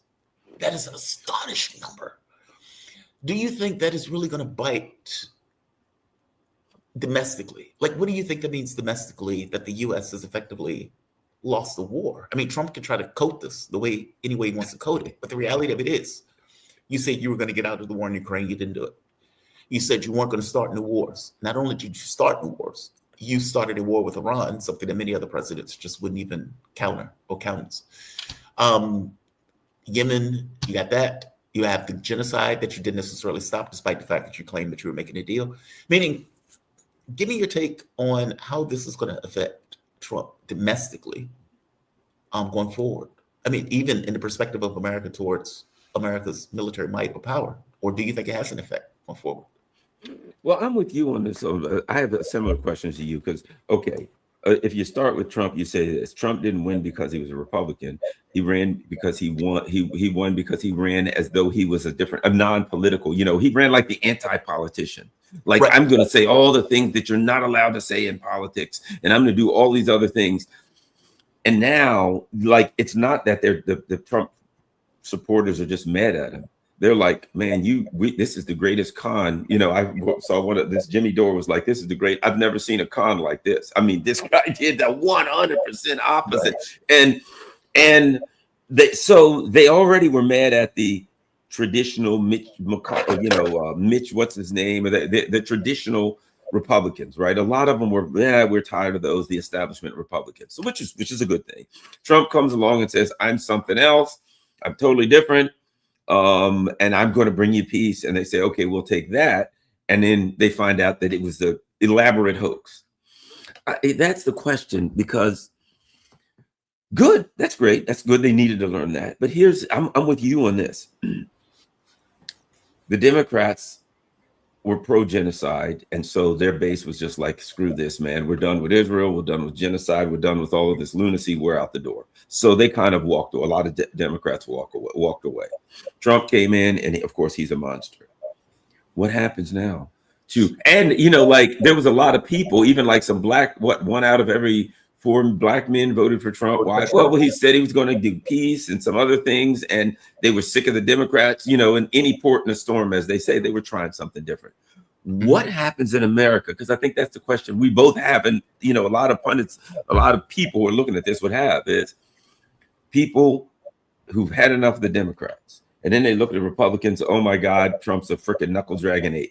And he lied.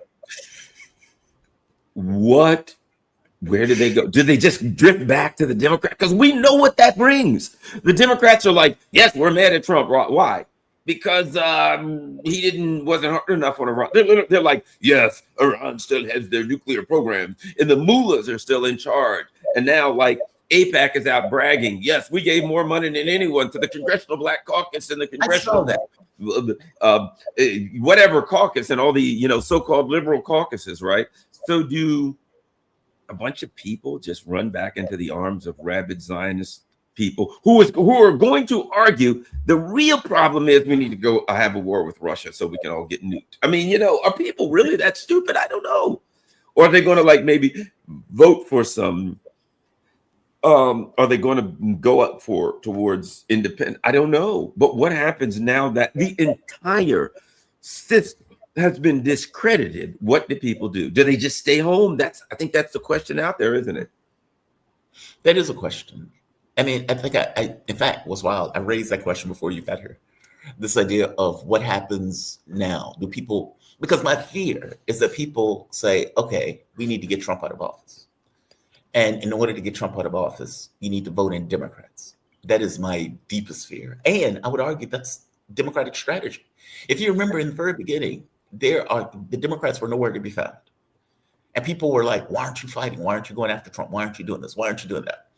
And I think part of that was let Trump be Trump. The people would get so sick of him. He would make so many mistakes that they'll fall right back into the arms of the Democratic Party, which gets us nowhere, like as a nation, right? Because ultimately, you have a system that's been fundamentally discredited. Economically, you're $38 trillion in debt. That's not just Trump. That was all of the presidents leading up to Trump. You have been militarily defeated on several accounts. That's not just Trump. That was under several presidents under Trump, meaning it was Obama. Ukraine fell under Obama. Let's be very clear, right? And after a while, you think to yourself, okay, how long do you keep doing this before the public says enough? We're sick of this. And does it take an economic reckoning from the standpoint of these wars and these policies for the U.S. public and the population to kind of change and reorient the ship? Do you see it happening? Or, like, give me your take on this. Because I don't see this. I don't see this happening in the immediate future, but I could be wrong on this, and I hope I'm wrong. Well, it's hard to call. I'll tell you why. We're in uncharted territory. You know, the Democrats got discredited by pushing a genocide. I think they lost some people that won't come back. And if you remember, Kamala Harris's rhetoric was, I mean, warmongering. She sounded like George W. Bush. We must stand up to our for our allies for authoritarian, against authoritarian, and we must stand up to Kim Jong-un. And she was China, and she sounded like Hillary Clinton. So she ran, the Democrats, and now the Democrats are like, in 2028, let's see who we got here. We got, and then there's just a list of warmongers. And Kamala Harris is one of them. So you look at it and you're like, do the American people just stay home? Because in a way, there's two things about staying home. If they stay home, then they just put, then you get one of these warmongers again. There's another possibility that's pretty horrifying, but it is a real possibility. And I think the system would love this. And that is, if, let's say, just go to 2028. Okay, let's just say in 2028, a third party or two runs. Well, the only thing they need is for nobody to get 270 votes, and then the House chooses. And if the Democrats get the House, it'll be Kamala or Josh Shapiro or Benjamin Netanyahu. I mean, his son lives in Miami. They'll probably make him the president. So that's the other part of it. What happens in here? But we got to make it to the midterms. It looks like there's some kind of as you're saying, a serious economic reckoning coming. So not just the Trump thing, but an economic reckoning. I don't know, man. We're in uncharted territory, and the uncharted territory is what we both predicted. You attack Iran, that's it for the empire. How does an empire continue on when it's no longer an empire? I don't know. Because they still have it's interesting. You have all the rhetoric of an empire, right? If you listen to them, even the Trump administration, we're the most. I was watching this CNN clip, and they had some Democrat on there, and he's like, "We still have the most technologically powerful army in the world." So they still have to go with the rhetoric as though we are the preeminent unipolar imperial power in the world. So they just got to keep saying that. All of them have to keep saying that, but the world knows it's not true. So how we're in uncharted, I think what we're both acknowledging something, we are in uncharted territory, and under, using the traditional indicators that we use to predict, they can't work now. What happens when people are sick and tired of being sick and tired, and they're about to get hit with a real ugly recession, if not depression? Are you muted? Are you muted? See, that's the part. I mean, I've seen gas go from 80 something to like 420 within the course of a week. And it's not like the war stopped. Donald Trump is putting the blockade on himself, which is just wild to me. But whatever. He's putting the blockade on himself. Certain ships have passed and blown through Donald Trump's blockade, by the way. This was the reporting that came out this morning. Apparently Chinese ships and ships that have paid the fare have been able to run Trump's blockade. I don't think Trump is going to board a Chinese ship. I don't get that sense. So there's that part. I don't know. It ain't a real blockade. You know what I mean? You don't have enough ships. really, we don't have enough ships. All these ships going in and out, and it's like you really, in some areas, you'd have to go, okay, well, there's a ship going on out of over here, patrol to that location. How long is it going to take to get to that location? 27 hours. Well, that ship will be halfway across the world by the time you get there. So the area is too big to patrol. You got ships over here, they come out over there. You put your ships over there, you're going to come out this side, and it's too big. Number one. Number two, like you said, there are great powers and allies that you can't really attack their ships. They're going to be people that are going to say, look, we're out of oil in 12 days, dude. We got to have these ships. So we're going to send ships one way or the other. And what are you going to do? Seize them? Like, hey, what are you going to do? There's 100 ships. Seize them all. And who's going to run those ships? And where are you going to bring them back to the U? You know what I mean? It's not feasible to do. It was rhetoric. I think one of the reasons, because everybody's like, the markets are going to crash Monday, and the markets didn't. And I think the speculators in the markets looked at it, they're like, yeah, he can't do that. Don't worry about that crap. I think the people in the markets recognize it's tough sounding rhetoric. It's, again, sticking his chest out. Look what I can do. Everybody better do what I'm going to tell them to do. I'll fix them. Look at my lip. It was PR. Nothing. No, that's a good point. I mean, that's a lot of space to cover. I mean, what are you going to do? Use the entire U.S. Navy to patrol all those choke points? Like, and to go after and interdict all those ships? And what are you going to do when you interdict them? Are you going to take them? Right. Are you going to bring them back to the United States like 8 days away? You're going to say, okay, we've got a crew. We've got hundreds of crews to run ships that we have with us. So we're going to then go to your ship. We're going to seize that ship full of oil, or maybe if it's coming the other way, I don't know, going in. Supposedly, even if they're going in, we're going to seize them. So you got an empty ship that's heading in. We're going to stop that. We're going to take the crew off of it. We're then going to put our crew on it, who will then operate that ship and run it 8 days back to the United States and tie it up somewhere alongside the other hundreds of ships that we're seizing every single day. And we're going to have a flotilla of hundreds of ships that we're building out off the East Coast, where we're just seizing them, and everybody's just going to say no problem. It's juvenile. Yeah. If you think about the practical application of this, it is absurd. And I think the people in the market looked at it and like, yeah, he can't do that. So just keep carry on. That basically the thing that's holding gas at that rate, or whatever the rate that it is now, is that people don't believe that Trump can pull off what he's claiming that he's trying to pull off. Basically, they think he's bluffing. And it's not feasible. Yeah, exactly. This is just rhetoric, tough guy rhetoric. That's all it is. Well, if he is bluffing to what effect or to what extent? Like, meaning he is still in a war. Like, it's not like the war stopped, right? Like, this is a quote unquote ceasefire, if you want to call it a ceasefire in the case. But Donald Trump is still in a war with Iran currently. And the blockade of the blockade was his pivot, his fallback position, if you want to call it a fallback position. Then what's the point? Internal. Right? Internal. It's internal. You know what I mean? Yeah, it's not really about what he does in the real world. It's like internal messaging and public relations, attempt to get his poll numbers up, attempt to get support behind him at home, attempt to look tough at home. That's what I think it is. I think it's rhetoric, for domestic politics, something to go in the newspapers so they can say, look what Donald Trump's doing. He's bullying. So it's just like, just like the pilot story. Well, that was fake. And I mean, everything about it was fake, but it was a great sounding story. Hey, we went in and we got a pilot and we came out, all of this stuff. You look at it and there's a complete failure on the battlefield, and he spins it and says, we saved the pilot. It was an unbelievable operation. Oh, we're unable to do anything about the blockade. So he just comes back. What are you going to do about the blockade? We're going to blockade the blockade. That's what we're doing. They got a little blockade. We're going to have an even bigger one. The biggest blockade ever. Nobody's ever had a blockade like this before. Everybody says to me, they say, Trump, your blockade's better than everybody. It's just silly rhetoric. Yeah.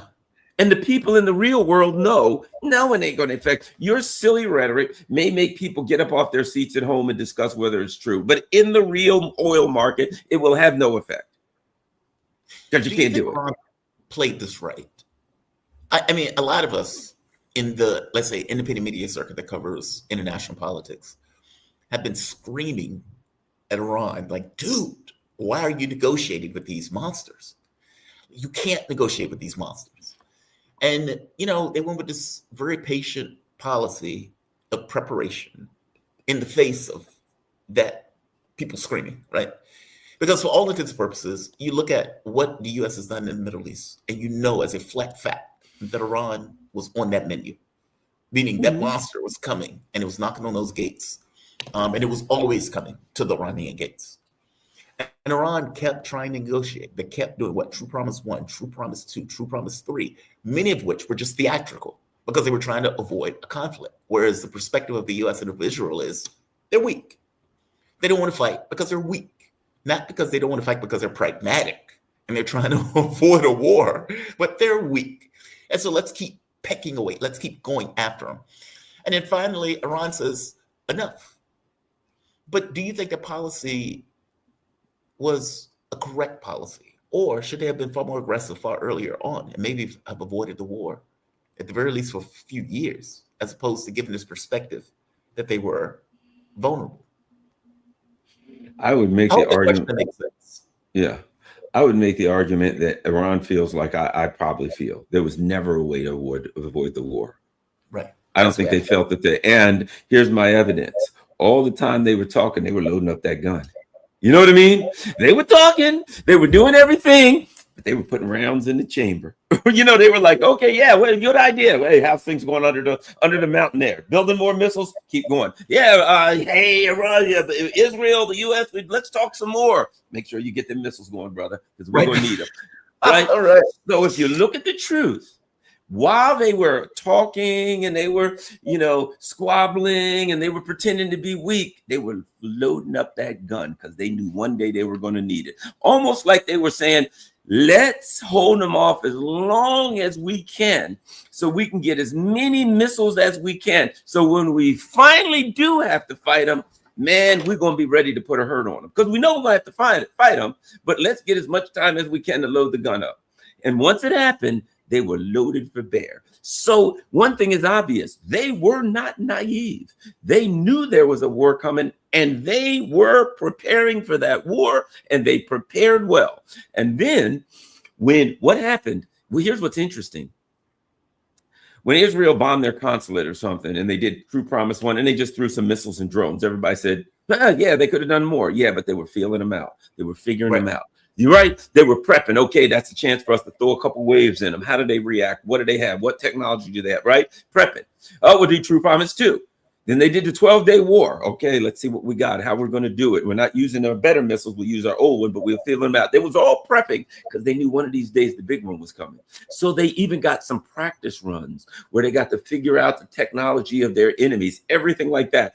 Then after the 12-day war, they were like, I think we're going to need a little help. Call Russia and China. Russia and China comes in. We'll give you some targeting. Do this. There was always the plan. It was, yes, we're going to speak softly, but we're preparing to fight you. So I don't think they made an error. I think it was quite calculated to drag it out as long as it was possible, to feel them out, to engage, to back off, to check their technology, have the Iranians check their technology. So when it finally happened, they were ready for war. When it finally happened, they smashed the living crap out of the U.S. and the U.S. was not ready for it. So I don't think they did anything wrong. Additionally, when it comes to taking this recent little break for whatever it is, some people feel that they'll never go back to war. We will see. The thing about it is this: when there's talk about, well, the United States is just going to re-up. Well, number one, the United States re-ing up is we got a limited, we got a finite amount of stuff. Even if we re-up after a couple months, we ain't gonna be able to re-up again. But you forget China. I've been looking at this stuff. Man, all of this stuff is landing from China. So apparently they're getting more stuff from Russia. They don't have to they can use the rail lines. They got ships in the Caspian Sea. So I suspect that they're loading up for bear too, that they're taking this opportunity to say, let's figure out what we did wrong, what we need to change. Or we've learned some new air defense technology. Let's get more man pads in. They work better, blah, blah, blah. So I think it's an opportunity for them to load up with stuff from Russia and China and their friends, to make more drones, to replenish. They may say, you know what, in this 2-week period, we can replenish every missile that we saw. We can be close. We want to be back up to the exact number of missiles that we had when we started within 2 weeks, 24-hour day working. So I think they are playing their hands quite well, because here's the deal about whether or not somebody's playing their hands well. Yeah. And Iran has a limited amount of power. How well are they playing the game? How well are they accounting for themselves, considering the amount of power they have? Quite well. I put it like this, man. Their outcome is strong. I mean, I could criticize them, but what's the outcome? They've smashed their bases to pieces. They've run our ships out off the coast, right? They have neutralized our air defense system. They have humiliated us with Lego videos, Lego hip hop diss tracks. Right. They're winning the PR battle by a trillion miles. On diss tracks. Yeah, exactly. You know, so you got to look at it and you say, man, they're looking strong. Guess what? Whether I would do it the same way, it's hard to argue with success, ain't it? It is hard to argue with success. I mean, and you're right. They're punching above their weight. Like, yes. Meaning this is a regional power dealing with what is considered a superpower. And the superpower is coming up against all sorts of difficulties in trying to pacify that regional power. By the way, same thing with Yemen, right? When it was bombing the crap out of Yemen. And yeah, you could kill a lot of people. But what the Trump administration thought they were going to do, I believe this according to the New York Times, was to be able to degrade air defense and the missile capacity of Ansar Allah, and then effectively kind of invade. None of that happened. They weren't able to degrade anything, nor were they able to go on these kind of assassination strikes that they wanted to do. And so you think to yourself, if you couldn't do that, why do you think you could do it in Iran? But that never kind of came to fruition. It's just very strange. I am very curious on how this plays out, because you're right. Even though they've taken the lull in the fighting, the war is not over. Like, this is just a lull. Like, this is seemingly a period of rearming and reassessment. You think it starts back up? Do you think it starts back up? I don't know. I mean, because I don't know if the U.S. could accomplish what it wanted to accomplish when the dogs of war were fully unleashed.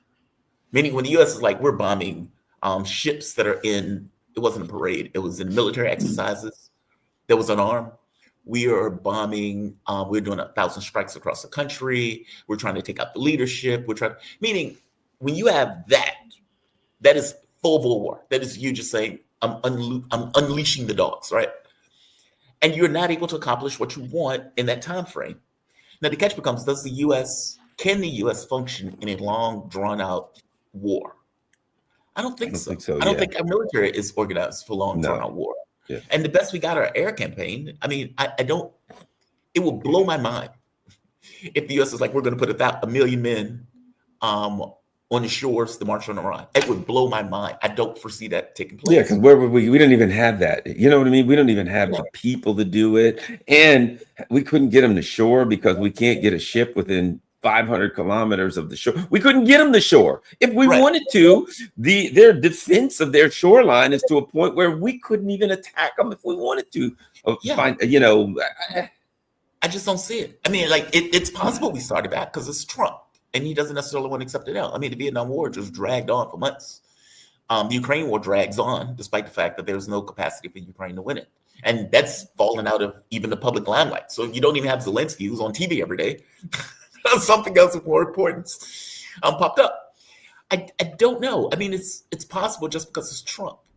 Meaning he may not want to accept, Iran's not going to accept his terms, right? No. When Iran went to that negotiation, they went with the idea that the U.S. is going to surrender. Like, here's your surrender document. And the U.S. comes in as like, well, we have the document too. And so, like, there's, these things aren't meeting. I think. Did you hear, real quick question. I got to throw this into. Did you hear when J.D. Vance said, yes, he put it like this. He says, if Iran agrees not to have nuclear, then they'll be very economically successful. We think we can help them be economically successful if they agree to a nuclear deal. And here's what I heard: they're going to drop all the sanctions. You know what I mean? When he said that, it was like a way to set it up to say, yeah, we're going to drop all the sanctions. We got to do that because that's the only way we're ever really going to get a deal. And we're going to spin that as they're going to be very successful if they do what we want, rather than we got to drop the sanctions to even have a prayer. That's the rub. The red line. I mean, look, my first thought is, who the fuck are you, meaning the U.S., to tell us what we should or shouldn't do in the context of our own affairs? Meaning, A, they don't have nukes, at least based on everything that I've seen in even CIA assessments, right? B, they're not trying to acquire nukes. So it's not about nukes. And if the U.S. can't be honest about the fact that the issue with Iran is that Iran exists, then it's kind of hard to make a deal with somebody who's like that. They're lying. And, you know, the idea that Iran is going to say, okay, well, we're going to cap our nuclear capacity, they were already willing to do that. Like, meaning before all of this took place, if you remember, Iran was like, okay, we'll cap it to 3 point whatever, 3% of enrichment or whatever. But that's a red line for us. We're going to enrich because we need it for our own affairs of state. And who the fuck are you to tell us what we can and can't do in the context of our own thing? It's like, you're not our dad, right? Like, you're not Papa America that goes around telling countries what they should and shouldn't do, considering Israel has like 100 nukes that are unregistered and that are unregulated. So it's like, cut the shit out. If you can't be honest and say that the issue with Iran is that Iran exists and that we are backing Israel full bore, and Israel doesn't want Iran to exist because Israel can't get greater Israel with Iran in existence, then all of these, like, the negotiations become kind of pointless. You can't be honest about the reason and the rationale for the war in and of itself. And so how do you end the conflict if you can't be honest about why the conflict started? It's kind of that. So do they start back in a hot war? I don't know. It's Trump.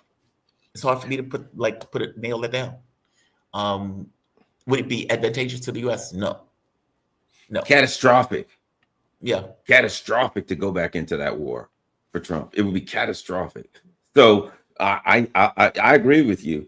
You know, but you also say to yourself, well, it would have been catastrophic to go into the first place. So anybody that's stupid enough to do it in the first place might be stupid enough, but it would be a catastrophe for Trump to go back in that war. So I tend to believe politically and every other way, economically, it would be a catastrophe. So the first inclination is to say, well, one thing is obvious: Trump wanted out bad. Right. He did. I think he wanted out bad. It was not working out well for him. He was begging, and the truth is, he's been begging for a ceasefire for the last 3 weeks, and he finally got one. So you tend to think maybe they won't go back in it, but then that you're right. There becomes that. What is it when an immovable object meets a irresistible force, right? Exactly. And it's, well, we have to do, we're the US, and see, here's the other part of it. We have to maintain the rhetoric that we're in charge of everybody and that we're the unipolar power.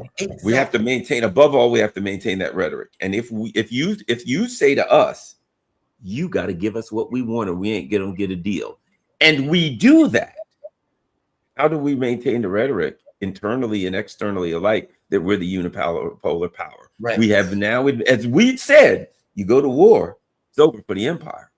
Because if you lose or get fought to a standstill, or you don't achieve your goals, which there's no hope of achieving the goals now, that's over. Then anything short of achieving your goals, you know, it's like they put it all on the line. We're going to attack Iran. Okay, if you attack Iran, you get the following. You get Israel gets to expand, and you get to take Iran, and you can cut China's oil off and cut off the trade, choke China out, and all these devious and diabolical things you want to do around the world. You now have all of this stuff, right? But if you lose, you lose everything. You lose because you're not the unipolar power. And now Taiwan's running around Beijing saying, hey, perhaps we should be friends now. People are scratching their heads saying, I really need U.S. bases. They're nothing but targets. They're looking at you saying you can't defend yourself. You are not a first-rate military power. You're not a first-rate military power. You are behind China, Russia, and Iran at minimal, and you ain't that far ahead of the Houthis. If you really want the truth, you can't screw around with the Houthis. So you kind of lost everything. It's like once you've lost, is there a way, is there a way that the United States can get out of this without completely losing the narrative of power and hegemony. I don't think there is. So what do? I don't know, but they got to get the hell out of it. But they can't get out. You know, there we go back to that, don't you? They got to get out of this because it's a catastrophe, but they can't get out of it because that's a catastrophe. See, what they call it in chess, zigzwang or something. Oh, Jewish, right? That in chess has to do with you pawn move past a piece, and the other piece basically stabs it in the back and takes. You're going to make a move, and you got to make a move, but the move. I'm sorry. Jewish, right? Because you have to make a move, but there is no move. Right, exactly. Yeah, it's like okay, anything that I do fails. It's like there's no move in this position, and it's like what you want to do is be like, okay, well, you just make a move. Right. It doesn't work that way. You have to move in chess, right? You don't get the opportunity to say no. So here's the thing. I think America is a first-rate military power. I just think what they're using the military for is absurd. Like if you're attacked, like for example, China built this military to defend China. It's first-rate in that sense. If you attack China, their military is geared towards the defense of China. We decide to make a military with an attacking capability. Basically, we don't want to fight on our home soil. We want to fight on other people's soil, which requires a different type of military. But that doesn't mean that that's like a key for every lock. If you're dealing with a country that is on the other side of the globe in a mountainous region, and you're in a situation where you're trying to do everything by air power, good luck. Good luck. You're not talking about Syria, right? You're not talking about Lebanon. You're talking about a full-fledged country with an actual military and actual armed forces and a capacity in a technical capacity to defend itself. It doesn't have to beat you in a pitched battle. It just needs to keep you away and to keep you from being able to overthrow the government of that particular country. Meaning, I need to be able to take a chunk out of you. I don't need to beat you in the traditional sense of you have 500,000 people dead and I have 600,000 people dead and there's a balance of force. I don't need that. As you pointed out, the terrain in and of itself is a very difficult terrain for the U.S. to do. Meaning, it's not that the U.S. military is not a first-rate military. It's that any military would have difficulty doing what the U.S. is trying to do in this situation, which is why they shouldn't have did it. Well, aside from moral issues of doing it, militarily you shouldn't have did it. And they would have. I can't believe that militarily that the Trump administration weren't told this is a bad idea. I just can't. I cannot believe that they weren't told that, but they did it. One last thing before I let you go. APAC. Okay, one quick comment on that.